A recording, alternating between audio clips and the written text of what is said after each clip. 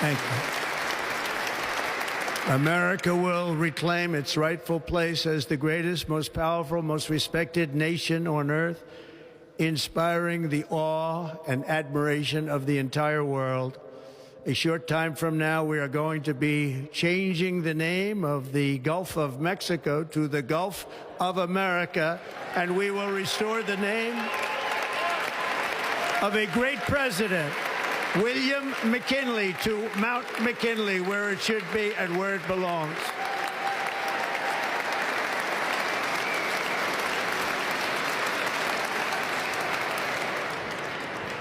President McKinley made our country very rich through tariffs and through talent. He was a natural businessman and gave Teddy Roosevelt the money for many of the great things he did, including the Panama Canal, which has foolishly been given to the country of Panama after the United States. The United States, I mean, think of this, spent more money than ever spent on a project before and lost 38,000 lives in the building of the Panama Canal. We have been treated very badly from this foolish gift that should have never been made, and Panama's promise to us has been broken. The purpose of our deal and the spirit of our treaty has been totally violated. American ships are being severely overcharged and not treated fairly in any way, shape, or form, and that includes the United States Navy. And above all, China is operating the Panama Canal, and we didn't give it to China, we gave it to Panama, and we're taking it back.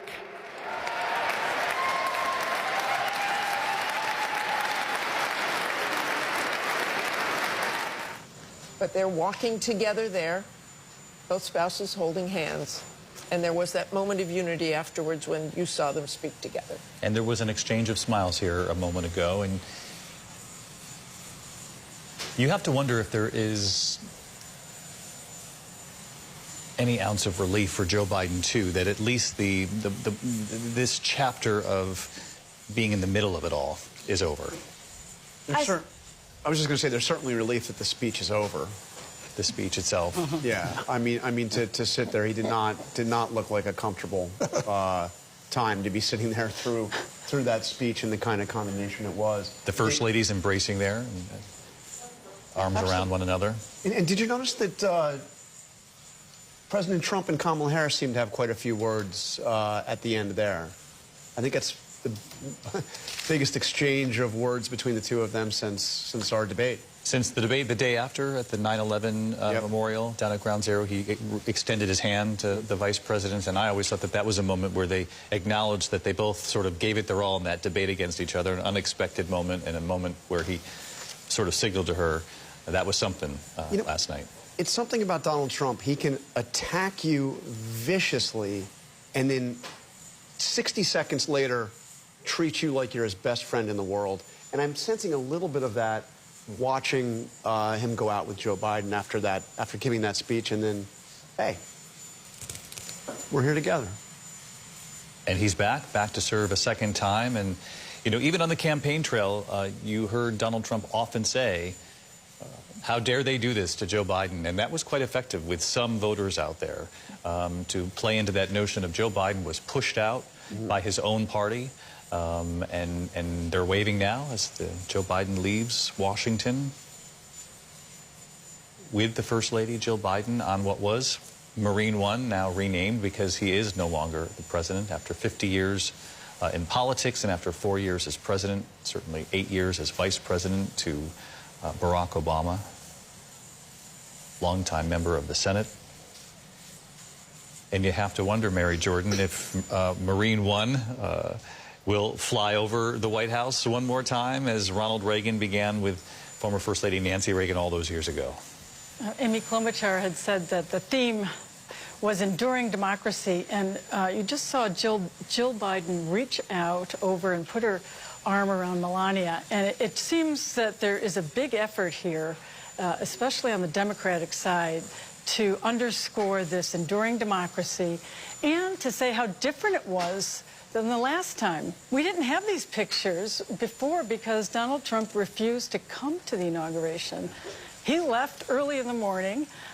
He would not go over to the White House. And so here is where the Democrats, even though they couldn't give the speech, are through these little things that actually mean something to people about enduring democracy.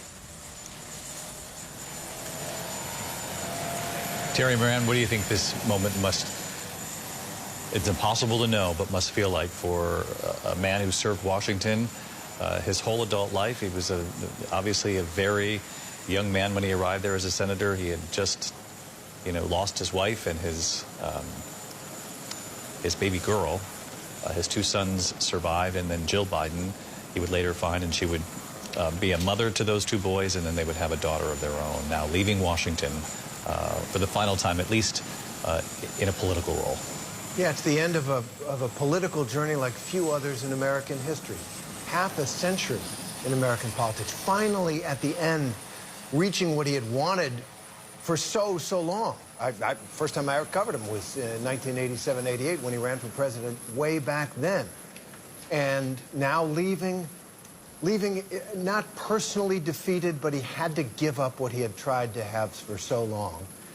And knowing Joe Biden, though, he finds a way to make himself right with his own decisions, for better or worse. He's pardoned his family members today. He is a person of very devout faith, and I think he clears his own conscience to his own satisfaction. I think he's at peace, is what I'm saying, with this moment and with the long career that he gave to this country.